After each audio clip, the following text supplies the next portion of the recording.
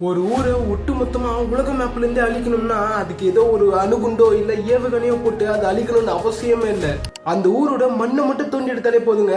ஆமாங்க, நம்ம தமிழ்நாட்டுல சொர்க்கம்னு சொல்லப்படுற கன்னியாகுமரி, அதுக்கு பின்னாடி உலக நாடுகளே உற்று நோக்குற ஒரு கருப்பு வரலாறு இருக்குங்க. நம்ம இப்ப ரீசெண்டா இன்ஸ்டாகிராம்ல யூடியூப்ல எல்லாம் ஒரு வீடியோ பார்த்துட்டு இருப்போம், இந்த மாதிரி கன்னியாகுமரியில IREL ப்ராஜெக்ட் எடுத்துட்டாங்கன்னு சொல்லி. ஆனா அந்த ப்ராஜெக்டை நம்ம இப்பதான் 2027 எடுத்தாங்கன்னு நினைச்சுன்னு இருக்கீங்க. ஆனா நம்ம நேரு பிரதமரா இருந்தப்ப 1950 இந்த IREL ப்ராஜெக்டை கொண்டு வர பார்த்திருக்காங்க. மக்களே, இதை கொண்டு வந்தா கண்டிப்பா என்னென்ன இஷ்யூ நடக்கும் தெரியுமா?